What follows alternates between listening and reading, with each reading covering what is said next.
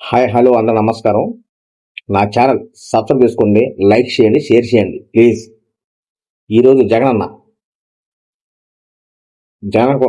కోసం వీడియో. జగనన్న ఈరోజు నెల్లూరు జిల్లా కావలికి మత్స్యకార్యం చలనానికి వెళ్ళారు. అక్కడ జగన్ గారు ఈరోజు మామూలుగా లేదు భయ్యా. 12వ తారీఖున నారాయణలోకి వచ్చాడు, 13వ తారీఖున బోట్లు తవ్వడం జరిగినాయి. ఆ బోట్లు దబ్బేసింది ఎవరు? నారా లోకేష్ అని విడమర్చి ఒక ముత్యకార్యం చెప్పాడు. భయ్యా మామూలు చెప్పలేదు.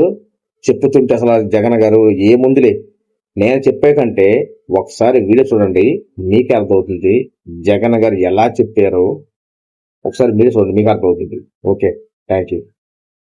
అంతా కలిసి కూడా మా మత్స్యకారుని మోసం చేయడం అంటే ఎఫ్ఐఆర్ కట్టిన బోట్లను, సీజ్ చేసిన బోట్లను, అవునన్నా, పోలీస్ కస్టడీలో ఉన్న బోట్లను, అవునన్నా, ఈ బోట్లు వీళ్ళంతా కుంభక్కై అవునన్నా, వీళ్ళే దొంగలించినారు. అవునన్నా, అంతేనా?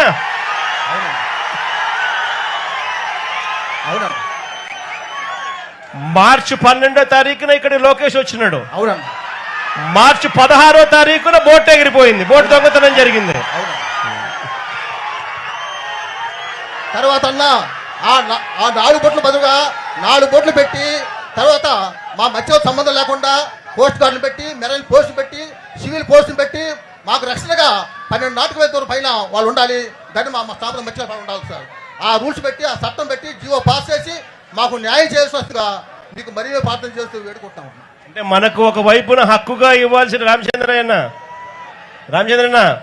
మనకు హక్కుగా ఇవ్వాల్సిన ఈ ఫిషింగ్ హార్బర్ మనకు ఇవ్వకుండా, మరోవైపున మన కడుపును కొడుతూ ఇక్కడ ఈ ప్రాంతంలో వాళ్ళు అడుగు పెట్టకూడదు, వేరే ప్రాంతం నుంచి, వేరే రాష్ట్రం నుంచి ఇక్కడికి వచ్చి ఫిషింగ్ చేయకూడదు అన్న నిబంధనలు ఉన్నా కూడా, చట్టం ప్రకారం ఇది తప్పు అని చెప్పి తెలిసినా కూడా అక్కడి నుంచి ఇక్కడికి రావడము, మనకు ఫిషింగ్ హార్బర్ అందుబాటులోకి తీసుకోకుండా పోవడము, మనకు మెకనైజ్డ్ బోట్లు మనకు ఇవ్వకపోవడము, వీటి అన్నిటి ప్రతిఫలంగా మన కడుపును నష్టం జరుగుతూ ఉంటే, చట్టం ప్రకారం వాళ్ళు తప్పు చేస్తూ ఉన్నారు అని చెప్పి మనం ప్రాణానికి తెగించి వాళ్ళ బోట్లను మనం పట్టుకున్న ఆ బోట్లను మనం పోలీసులకు అప్పచెప్తే, పోలీసులు ఎఫ్ఐఆర్ కట్టినారు, బోట్లను సీజ్ చేసినారు.